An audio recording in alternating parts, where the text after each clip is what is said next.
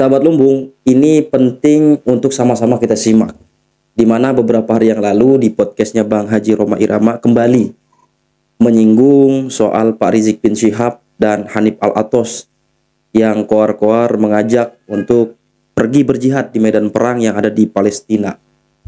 Nah, kemudian di podcast beliau itu diundang narasumber yang mana memang berpengalaman di bidang gerakan radikalisme.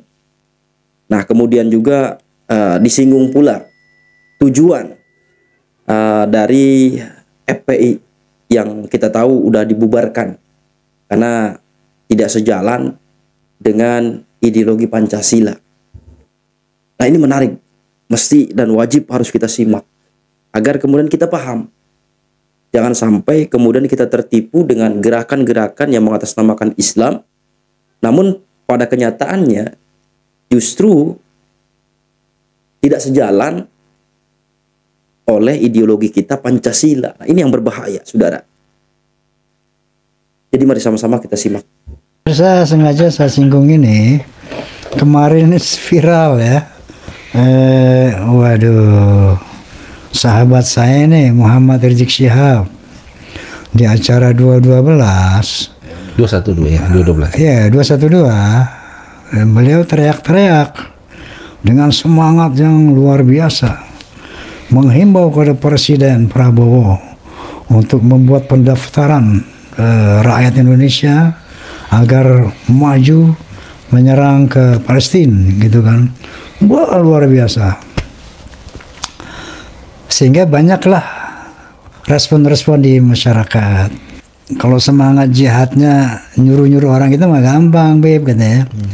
Kalau yang betul, kalau Anda betul-betul pahlawan, betul-betul mujahid, ayo saya komandani berangkat ke Palestina. Bersama-sama saya kita jihad melawan. Nah, ini baru benar. Orang itu, ayo kita berangkat aja. Dia sendiri diam aja gitu kan. Nah, ini apa ya? Orang nyuruh-nyuruh perang, dia sendiri nggak datang, nggak maju gitu. Sama juga, masa kalau kita perang, tapi dia nggak perang. Ada lagi menantunya luar biasa, lebih luar biasa lagi.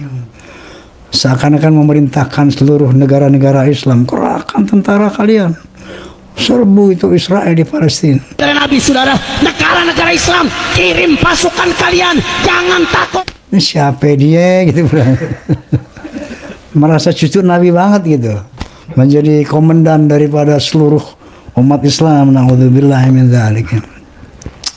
Nah, inilah mujahid yang sebenarnya gitu ya. Kalau memang mau jihad fisabilillah, ibda binafsik, mulai dengan diri sendiri gitu kan.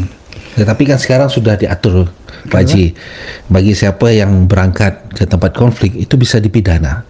Bisa dipidana. Jadi hati-hati ya masyarakat yang kemudian merencanakan, mendanai, membiayai ya berangkat ke tempat konflik ya itu bisa dipidana. Nah, begitu. Nah, maksud saya begini, ada orang-orang yang teriak-teriak jihad, sementara orang-orang adalah orang-orang yang pengecut ya, nyuruh orang perang tapi dia mau selamat. Rasulullah SAW sendiri itu setiap perang beliau hadir.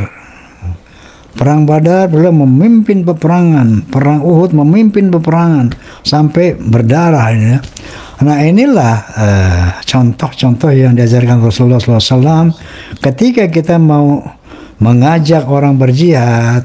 Ibda binafsik, tunjukkan dengan diri kita sendiri, jangan suruh-suruh orang kayak seperti itu kan.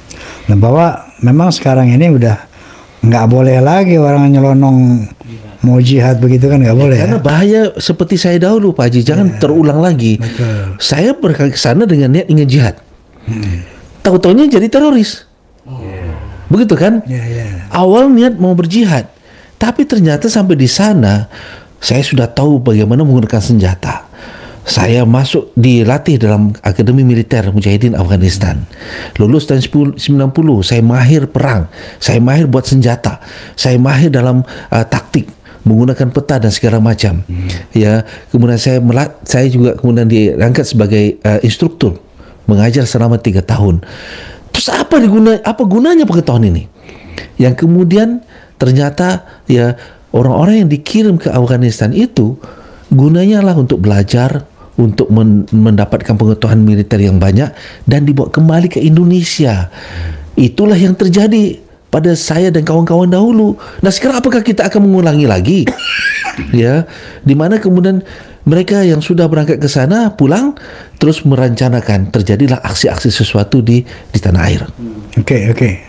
Jadi beda nih kasusnya nih. Ya. Bahwa Ustadz Abbas direkrut oleh Ustadz Ba'asyir, dibina oleh Ustadz Ba'asyir, diperintahkan ke Afghanistan. Katakanlah sementara awalnya berperang melawan katakanlah Rusia gitu kan. Ternyata di sana diberi ilmu, diberi pelajaran teknik berperang. Untuk digunakan di Indonesia. Dalam rangka menegakkan khilafah. Betul, menegakkan daulah. Menegakkan daulah Islamiyah. Oke. Jadi itulah yang dikatakan ada kelompok-kelompok penegakan daulah Islamiyah itu ada JI ada JI, Jamaah Islamiyah, NII, JAD, MIT, MIB, begitu. Nah, semua kelompok-kelompok ini apa terintegrasi nggak, Ustaz? Tidak. Mereka semua jalan sendiri-sendiri, tetapi punya tujuan yang sama. Ya, dikala kemudian mereka menyebut jihad, ya jihad melawan pemerintah. Untuk apa tujuan melawan pemerintah? Untuk menggulingkan pemerintah, untuk membentuk sebuah sistem baru, untuk membentuk daulah ataupun khilafah. Tidak ada cara lain kecuali harus kita angkat senjata. Arahnya seperti itu. Jadi tujuan daripada teroris ini mendirikan negara Islam, katakanlah daulah Islamiyah, khilafah seperti itu ya. Ini juga terlanjur di kalangan kita masyarakat Indonesia. Ini pernah ada dialog wawancara Najwa Shihab dan salah seorang perwakilan dari Front Pembela Islam bahwa cita-cita daripada FPI ini adalah menegakkan negara khilafah transnasional, tersambung untuk menciptakan suatu daulah Islamiyah yang bersifat khilafah seperti Osmaniyah yang terakhir dulu itu. Khilafah Osmaniyah. Saya punya keputusan dan ketetapan hasil Munas Front Pembela Islam, ada ADART FPI. Saya punya lengkap ini. Di pasal 6 misalnya ADART-nya kita tunjukkan juga ke pemirsa. Itu disebut, boleh ditunjukkan di layar yang full? Ya. Visi dan misi organisasi FPI adalah penerapan syariat Islam secara kafah di bawah naungan Khilafah Islamiyah. Menurut manhaj nubuah melalui pelaksanaan dakwah, penegakan hizbah dan pengamalan jihad. Apa maksudnya itu? FPI punya rencana seperti itu. Apakah ini juga terkait kepada FPI yang JI dan sebagainya? Yang jelas Pak Haji bahwa kelompok JI itu terpisah dengan kelompok FPI. Ya, kemudian cara yang dilakukan juga berbeda. Maksud cara itu adalah seperti kalau JI itu ada persiapan militer. Kalau di FPI ya kita belum melihat bahwa mereka memiliki senjata api. Hanya saja pernah kejadian kasus di Condet itu ya ada beberapa anggotanya yang kemudian terlibat dalam pembuatan bahan peledak. Lalu kemudian ada salah satu dari pimpinannya yang kemudian ikut setuju dengan ISIS. Sehingga mengajak para anggotanya bergabung dengan ISIS atau berbayar sama ISIS. Bahwa itu juga dulu. Tapi tujuannya Pak Haji, tujuannya sama. Ya, kelompok-kelompok ini, ya baik dia itu JI, JAD, MIT, MIB, ya kemudian ISIS, ya termasuk FPI atau HTI, ya itu semua ingin negara Islam, ingin daulah, ingin khilafah, ya itu terbentuk di Indonesia. Itu jadi sama. Baik dari ISIS kita akui baik. Cita-cita mulianya menerapkan syariat Islam hal yang baik. Cita-cita mulianya untuk menegakkan khilafah Islamiyah hal yang baik. cita-cita mulianya untuk melawan kezaliman Amerika Serikat dan sekutunya, cita-cita yang baik. Saya tanya, hal-hal yang baik dukung tidak? Dukung tidak? Takbir. Jangan mau kita diadu domba dengan ISIS, saudara. Sekarang ini banyak pihak-pihak menginginkan supaya kita bermusuhan dengan ISIS, betul? Supaya kita menggebuki ISIS, betul? Itu tidak akan dilakukan oleh FPI, saudara. Sehingga walaupun kelompoknya berbeda, tapi tujuannya sama. Oke, mereka akan bersatu pada satu titik nanti. Ya. Ya memang dulu Sekjen FPI itu Munarman kalau nggak salah ditangkap karena berbaiat kepada FPI. Kepada ISIS. Kepada ISIS sudah Ya. berbaiat kepada ISIS, dan memang sekarang sudah clear bahwa FPI memang berafiliasi ke ISIS, sebagaimana ada statement dari Rizik Syihab juga ya. Oke, pemirsa, bahwa beliau ini punya pengalaman yang luar biasa tentang bagaimana untuk menegakkan negara khilafah Islamiyah, negara khilafah, sehingga dengan cara-cara yang apa namanya ya tidak astagfirullahaladzim, tidak formal, dengan cara-cara sembunyi, teror-teror, tujuannya menggulingkan pemerintah yang sah untuk kemudian menegakkan khilafah gitu kan. Ya. Nah, oke. Ustadz di sini bagian, kalau saya dengar, pembuatan senjata, bom dan sebagainya gitu. Ya, dulunya Pak Haji. Dulu. Jadi ketika saya di Akademi Militer Mujahidin Afghanistan, 3 tahun pendidikannya.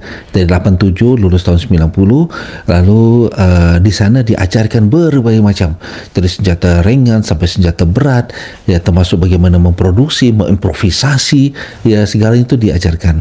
Dan bahkan ketika setelah saya lulus, saya terpilih menjadi instruktur, dan bidang saya bidang senjata. Bukan hanya sekadar mengajar menembak tepat, tetapi juga bagaimana merawat, membuat, ya, memproduksi, ya, senjata tersebut, dari senjata kecil sampai senjata besar. Itu semua secara improvisasi, ya. Okay. Nah, saya sendiri kemudian ketika setelah balik dari Afghanistan pada akhir tahun 93, lalu dikirim ke Myanmar, ya, untuk melatih orang sana kurang lebih sekitar 2 minggu. Kemudian saya juga sempat membantu di Thailand Selatan, ya.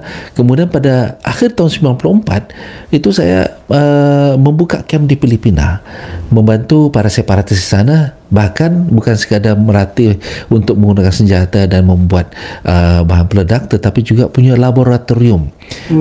Laboratorium untuk pembuatan senjata, pembuatan peluru di sana. Nah,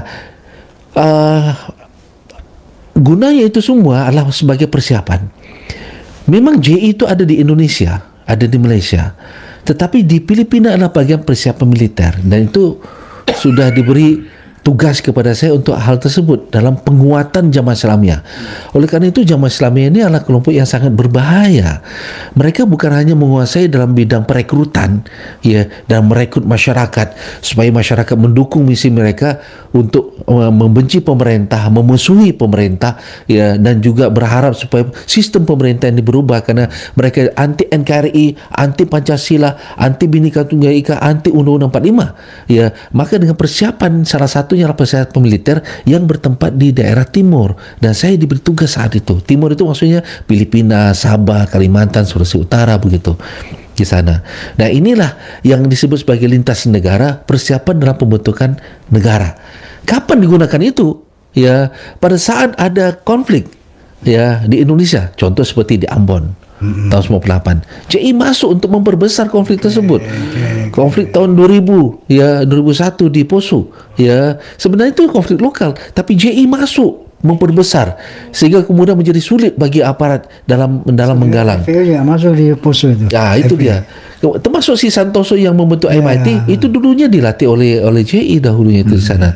Jadi maka JI itu menunggu momen, sebagaimana dulu SM Kartosuwiryo, ya, pada tahun 49 saat memproklamirkan negara Islam Indonesia. Momennya adalah ketika Presiden Soekarno ditangkap, vakum pemerintahan. Itulah momennya. Jadi bahasa momen itu ditunggu oleh JI sampai sekarang ini. Tapi alhamdulillah JI sudah dibubarkan Januari kemarin. Bulan Jun tahun ini, Jun 2024. Tapi sebelumnya Sudah berbayar untuk NKRI. Kembali pada NKRI. Ya. Tapi sebelum mereka menyesal dan menyadari bertobat kembali pada NKRI, itu menunggu momen apakah ada konflik. Ya, maka jika memang terjadi seperti contoh demonstrasi besar-besaran, demonstrasi anarkis, ya mereka masuk. Apalagi kalau misal ada rencana people power, ya kan? Wah, itu nanti mereka masuk sehingga kemudian akan memperbesar konflik tersebut. Nah, inilah yang harus kita cegah. Jangan sampai terjadi konflik karena konflik itu nanti akan disusupi oleh mereka. Tapi syukur alhamdulillah JI yang sangat berbahaya yang dinyatakan yang disebut sebagai kelompok teroris internasional ya masuk dalam daftar teroris di PBB ya itu sudah tekuk lutut ya kemudian bertobat menyerahkan diri kepada Indonesia ya tepatnya pada 30 Juni alhamdulillah itu kehebatan.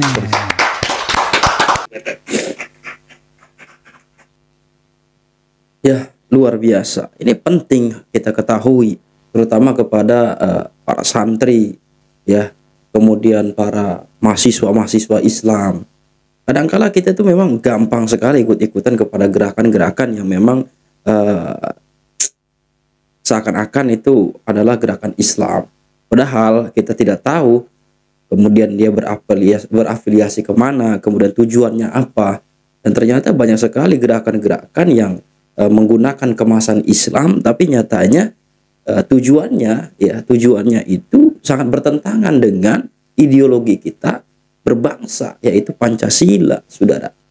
Mudah-mudahan ini menjadi iktibar untuk kita semua dan menjadi modal untuk kita nanti ngobrol, berbincang dan berdiskusi ya kepada terutama generasi penerus kita, para teman-teman saya, sahabat-sahabat saya yang seumuran. Karena kita ini sebagai anak muda harus mengerti sehingga kita bisa merawat keutuhan bangsa kita ya dengan cinta kasih ya dan kemudian bermodalkan ideologi Pancasila. Assalamualaikum warahmatullahi wabarakatuh.